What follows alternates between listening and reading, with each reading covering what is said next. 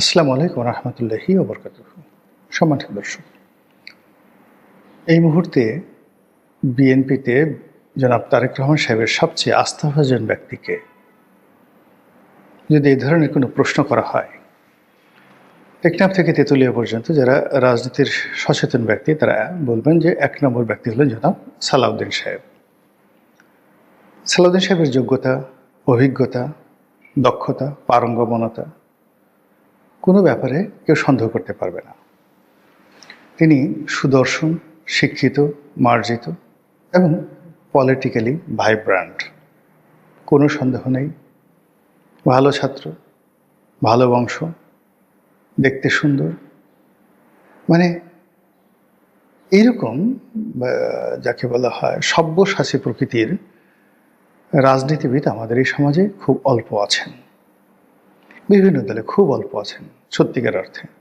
তো সেক্ষেত্রে তাকে জনাব তারেক রহমান সাহেব ভালোবাসবেন, এটাই স্বাভাবিক। কিন্তু রাজনীতিতে যেটি হয়, অতিরিক্ত ভালোবাসা, অতিরিক্ত প্রাপ্তি, এটি একটি মানুষের জীবন দুর্বিষহ করে তোলে এবং কখনো কখনো কাউকে মৃত্যুর মুখোমুখি নিয়ে যায়, মৃত্যুর মুখোমুখি নিয়ে যায়। কখনো কখনো কাউকে পতনের অতলান্তে নিয়ে যায়। একটা সময় সম্রাট হুমায়ুন তার প্রিয় বন্ধু বৈরাম খানকে অসাধারণ ভালোবাসতেন। সম্রাট আকবর তাকে বাবা ডাকতেন এবং সেই অধিকার নিয়ে, বাবার অধিকার নিয়ে অনেক কিছু তিনি করতেন, বৈরাম খান করতেন, যেটি রাষ্ট্রীয় প্রোটোকলে পড়ে না। তিনি মনে করতেন যে বন্ধুর ছেলে আমাকে বাবা ডাকে, নিজের হাতে তাকে ১৩ বছর বয়স থেকে আমি লালন পালন করছি, শিক্ষা দীক্ষা দিচ্ছি, সিংহাসনে প্রহরা দিচ্ছি, এই ছোট বিষয়টি তার সঙ্গে আলাপ না করলেও হবে। কিন্তু এটা নিয়ে দূরত্ব এমন পর্যায়ে চলে গেল যে বৈরাম খান রীতিমতো বিদ্রোহ করতে বাধ্য হলেন, পরাজিত হলেন, বন্দী হলেন। প্রকাশ্য রাজদরবারে তাকে শিরচ্ছেদ করা হলো না, তাকে হজে পাঠিয়ে দেওয়ার নাম করে পথের মধ্যে তার জীবনহানি ঘটানো হলো। ভালোবাসার আরও দুটো উদাহরণ দেই, মারাত্মক উদাহরণ। এটা সালাউদ্দিন সাহেবের জন্য। তিনি বিদ্বান ব্যক্তি, হয়তো জানেন, তাহলে আমার এই কথার পরে তিনি সেগুলো স্মরণ করবেন। আর যদি না জানেন তাহলে জেনে নেবেন এই বক্তব্যের মাধ্যমে। অসাধারণ বন্ধুত্বপূর্ণ সম্পর্ক ছিল খলিফা হারুনা রশিদ এবং তার যে প্রধানমন্ত্রী জাফর সাদেক ওরফে জাফর বার্মেকি।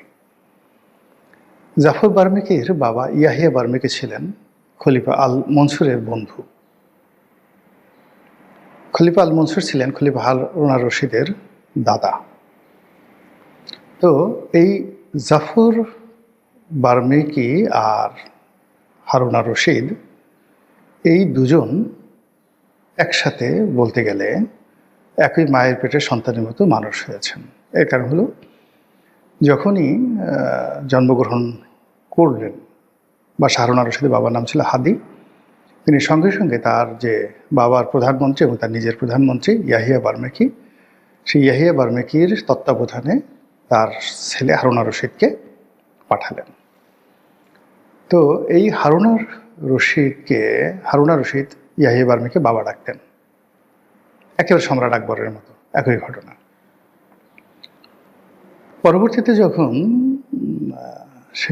তিনি রাষ্ট্র ক্ষমতা আসলেন, ইয়াহিয়া বার্মেকিকে তিনি বন্দী করেছিলেন। আবার পরবর্তীতে জাফর বার্মেকিকে তিনি প্রধানমন্ত্রী বানিয়েছিলেন। রাজাবাসাদের সব অনেক সময় অদ্ভুত খেয়াল হয়। সাধারণ মানুষ কিন্তু যখন রাজদরবারে বসে তার অদ্ভুত অদ্ভুত খেয়াল চেপে বসে। তো জাফর বার্মেকি বা জাফর সাদেককে তিনি অসম্ভব ভালোবাসতেন। একসাথে তার সান্নিধ্য সঙ্গ ছাড়া তিনি আর কোনো কিছু পছন্দ করতেন না। তো তিনি তার আনুগত্য, তার ভালোবাসার প্রমাণ তিনি চাইতেন প্রতিটা মুহূর্তে, এবং সেই প্রমাণটা কতটা জঘন্য ছিল। হঠাৎ করে তার কী মনে হলো, তিনি তার যে বোন বা হারুনা রশিদের বোন, তার সঙ্গে জাফর বার্মেকির বিয়ে দিলেন। বিয়ে দিয়ে বললেন যে, বোনকে কিছু বললেন না, জাফর বার্মেকিকে বললেন যে তুমি এর সঙ্গে সঙ্গম করতে পারবে না আমার অনুমতি ছাড়া। এবং তুমি যদি সঙ্গম করো তাহলে আমার প্রতি তোমার আনুগত্য ভেঙে যাবে, বিশ্বাস ভেঙে যাবে। তো জাফর বার্মিকি প্রাণত চেষ্টা করছেন অনেক দিন পর্যন্ত, কিন্তু স্বামী স্ত্রীর সম্পর্ক, একসাথে থাকে, এক ঘরে থাকে, এক বিছানায় থাকে, এবং যেহেতু বাদশার স্ত্রী বাদশার বোন এটা জানে না, তো সেখানে নারী দ্বারা উত্তেজিত হওয়া এবং উত্তেজিত হলে একটা পুরুষের যে তার কামনা বাসনা কোন পর্যায়ে পৌঁছে এটা পুরুষ মাত্রই বুঝতে পারেন। ফলে তাদের মধ্যে যা হবার তাই হয়ে গেল। বাদশার কানে এলো, বাদশা বিক্ষুব্ধ হলেন এবং জাফর সাদেকের শিরচ্ছেদ করে তাকে মেরে ফেললেন। প্রায় একই ঘটনা ঘটেছিল মহারাজা কংস এবং তার ভগ্নিপতি বাসুদেবের ক্ষেত্রে।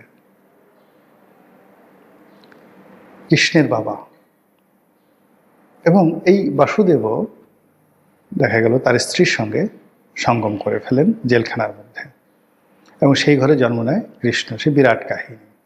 এই হলো রাজা বাদশাদের অতিরিক্ত ভালোবাসা এবং বিশ্বাসের ফল। এদের ভালোবাসতে দেরি লাগে না। এখন এখানে তারেক রহমান সাহেবের জায়গাতে যদি আমি হতাম, আমার জায়গায় যদি আপনি হতেন, এই একই ঘটনা। মানে রাজা হলেই মানুষের নানা রকম খামখেয়ালি চলে আসে, নানা রকম অদ্ভুত এবং উদ্ভট চিন্তা তাদের মধ্যে চলে আসে। তো সেই চিন্তার ক্ষেত্রে তারেক রহমান সাহেবের যে অতিরিক্ত মানে সালাউদ্দিন সাহেবের প্রতি নির্ভরতা, এটি সালাউদ্দিন সাহেবকে যতটা না বিপদগ্রস্ত করবে তার চেয়ে বেশি বিপদগ্রস্ত করবে, এটা বিএনপিকে, অন্যান্য সবাইকে যতটা, তারেক রহমান সাহেবকে যতটা না এখানে বিতর্কিত এবং যাকে বলা হয় বিপদের মধ্যে ফেলবে, তার চেয়ে সালাউদ্দিন সাহেবকে বেশি বিতর্কিত করবে এবং বেশি বিপদের মধ্যে ফেলবে। বিপদের মধ্যে ফেলবে দুটো কারণে। একটা কারণ যে আগে বললাম, রাজাদের অনেক খামখেয়ালি হয়, অনেক অদ্ভুত আশা হয়, বিশ্বাসের অনেক পরীক্ষা দিতে হয়, এবং তার কোনোটাতে যদি তিনি মানে যাকে বলা হয় পান থেকে চুন খসার মতো কাজ করে ফেলেন, মুহূর্তের মধ্যে তিনি ব্ল্যাকলিস্টেড হয়ে যাবেন এবং সব কিছু হারাবেন। আর দ্বিতীয় যে ভয়ঙ্কর বিষয়টি, এটি কোরআনেও বলা আছে। আল্লাহ যেটা বলেছেন তার প্রিয় বান্দাকে, যে আমি যখন আমার কোনো বান্দাকে কোনো অতিরিক্ত নিয়ামত দেই, ভালোবাসি, এটা এতটা দৃশ্যমান হয়ে পড়ে যে পৃথিবীর সব মানুষ তাকে ঈর্ষা করে, হিংসা করে। তো পৃথিবীতে আল্লাহর যারা প্রতিনিধি, খলিফা, মানে রাজা বাদশাহ, তারাও যখন কোনো মানুষকে ভালোবাসে, কারো মাথায় হাত দেয়, অমনি সব মানুষ তাকে সামনে সামনে রাজার মতো সম্মান করে আর পিছনে পিছনে তাকে ঈর্ষা করে। আর রাজা যদি আশীর্বাদটা তুলে নেন, তখন সব মানুষ তাকে এমনভাবে লাথি মারে, গুঁতো মারে, মনে হয় যেন একটা ফুটবল। তো সেই দিক থেকে জনাব দেখা বলা সালাউদ্দিন সাহেব তিনি ঈর্ষার শিকার হচ্ছেন। আর আগামীতে যদি তার উপর থেকে আশীর্বাদ চলে যায়, তাহলে কি পরিমাণ লাঞ্ছনা এবং গঞ্জনার শিকার হবেন সেটা একমাত্র আল্লাহ রাব্বুল আলামিন ছাড়া আর কেউ জানে না। তো যেটা বলছিলাম যে সালাউদ্দিন সাহেব এখন স্বরাষ্ট্রমন্ত্রী। আমাদের এই মন্ত্রণালয়টা একটা সেক্সিয়েস্ট মিনিস্ট্রি। এখানে প্রচুর জৌলুস আছে। যিনি মন্ত্রী হন তার ভাবসাবই বেড়ে যায়। তো সালাউদ্দিন সাহেবের ভাবসাব এখন বাড়ছে কিনা আমি বলতে পারবো না, কিন্তু অতীতে যারা ছিলেন তাদের সবারই ভাবসাব বেড়ে গিয়েছিল। দ্বিতীয়ত হলো যে অতীতে যারা স্বরাষ্ট্রমন্ত্রী হয়েছেন, একজন সিঙ্গেল লোক, কেউ অপঘাতে মরেছেন, কেউ অপমানিত হয়ে মরেছেন, কেউ এখন পর্যন্ত অপমানিত হতে হতে হতে হতে ধুকে ধুকে মৃত্যুর দিকে এগিয়ে যাচ্ছেন। সেটা বর্তমানে যারা জীবিত আছেন স্বরাষ্ট্রমন্ত্রী বা যারা অতীতে স্বরাষ্ট্রমন্ত্রী হিসেবে দায়িত্ব পালন করে করেছেন, তাদের সবাইকে দেখেন যে রোগ শোক বালা মুসিবত তাদের সবাইকে এই সেক্সিয়াস মিনিস্ট্রিকে, মানে মিনিস্ট্রির যে মিনিস্টার তাকে, এমনকি তার পরিবারকে শেষ করে দিয়েছে।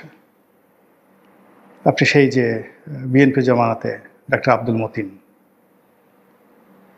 মানে ডাক্তার আব্দুল মতিন তিনি স্বরাষ্ট্রমন্ত্রী ছিলেন, তার যে ছেলে রোড অ্যাক্সিডেন্ট করে যে একজন কবি বাপ্পি শাহরিয়া তাকে মেরে ফেলেছিল।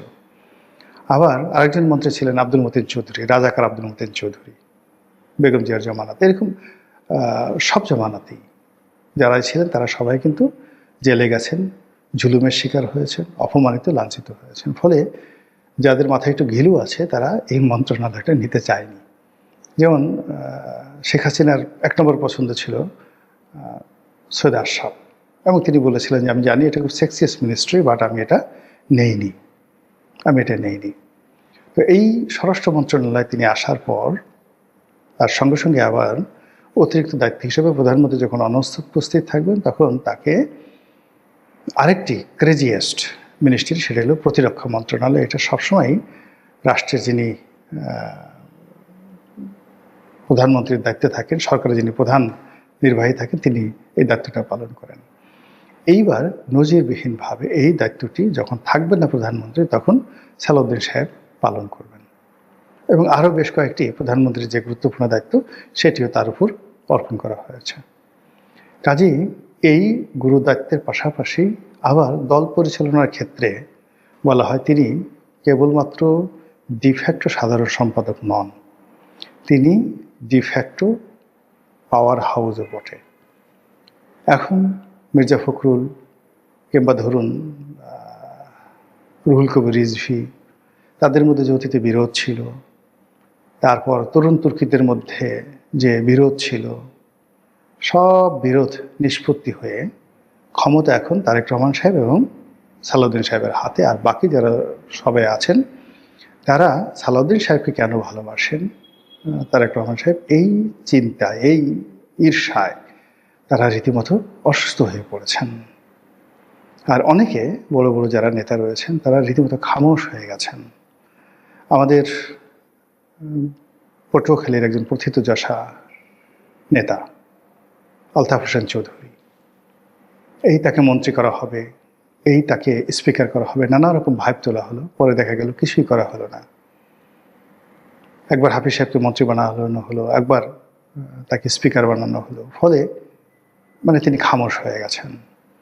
মির্জা ফখরুল সাহেব, যার বক্তব্য মানুষ শুনেন, পছন্দ করেন, সালাউদ্দিন সাহেব ভালো বক্তব্য বলেন, দেন, কিন্তু তার বক্তব্য কিন্তু মির্জা ফখরুলের মতো এত, যাকে বলা হয়, গ্রহণীয় নয়, এত আদরণীয় নয়। তো মির্জা ফখরুল সাহেবের বক্তব্য শুনেন। এমনকি মির্জা আব্বাস যখন কোনো কথা বলেন, গয়েশ্বরচন্দ্র রায় কোনো কথা বলেন, ওটা কিন্তু লিড নিউজ হয় এবং অ্যাকসেপ্টেড হয় পাবলিক।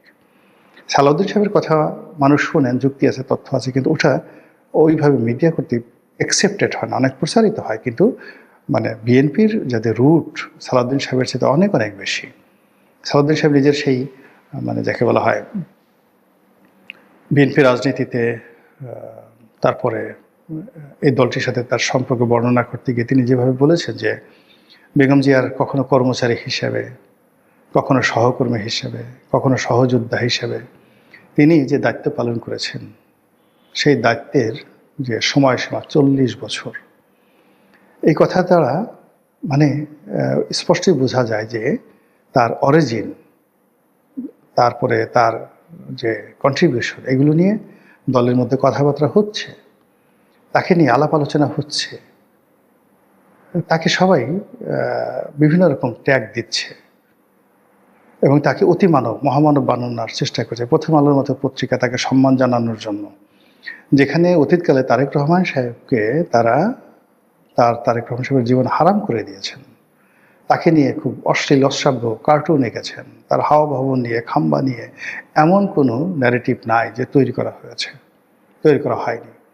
আর এইবার সালাউদ্দিন সাহেবকে কে সোদনা বলেছে, তারপরে একান্তভাবে নিজের কম্পিউটারে সে একটা ছবি সেভ করেছে সোদনা সালাউদ্দিন নাম দিয়ে, বা সোদনা শালা নাম দিয়ে। এটার কারণে প্রথম আলোর মতো পত্রিকা একজন সাংবাদিকের চাকরি খেয়ে দিয়েছে। এটা আসলে সালাউদ্দিন সাহেবের ভয়ে নয়, তেলবাজি করতে গিয়ে এতে করে সালাউদ্দিন সাহেবের ক্ষতি হবে। তিনি যদি এটাকে পজিটিভ অর্থে নেন, তার মারাত্মক ক্ষতি হয়ে যাবে।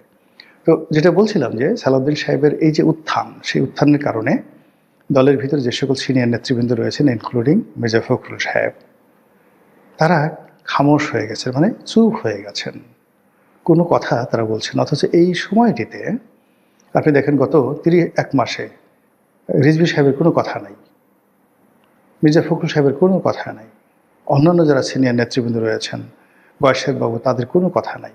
এই যে সব মানুষ যে খামোশ হয়ে গেছেন, ফলে তারেক রহমান সাহেবের জন্য তো এখন এই মুহূর্তে সবচেয়ে বেশি দরকার বহু মানুষের অংশগ্রহণ, অনেকগুলো কণ্ঠ, যে কণ্ঠের লালিত্য আছে, যে কণ্ঠের গ্রহণযোগ্যতা আছে, যে কণ্ঠের প্রফুল্লতা আছে, যে কণ্ঠ মানুষজন পছন্দ করে, তারা টু দি পয়েন্টে বিএনপির যে অসংখ্য প্রতিদ্বন্দ্বী রয়েছে, ইনক্লুডিং দিল্লি থেকে শেখ হাসিনা যে সকল কথাবার্তা বলছেন, সেই সকল কথার সদুত্তর দেওয়ার জন্য তার অন্তত পক্ষে 1 ডজন তার দলের ডেডিকেটেড সিনিয়র নেতা দরকার। কিন্তু এক সালাউদ্দিন সাহেবের কারণে হোক, অকারণে হোক, প্রয়োজনে হোক, অপ্রয়োজনে হোক, সালাউদ্দিন সাহেবকে উপলক্ষ করে সবাই যেভাবে মুখ বন্ধ রেখেছেন, তা রাজনীতিতে, বিএনপি রাজনীতিতে কতটা অসহনীয় সংকেত তৈরি করে সেটাই দেখার বিষয়। আসসালামু আলাইকুম রহমতুল্লাহি ওয়া বারাকাতুহু।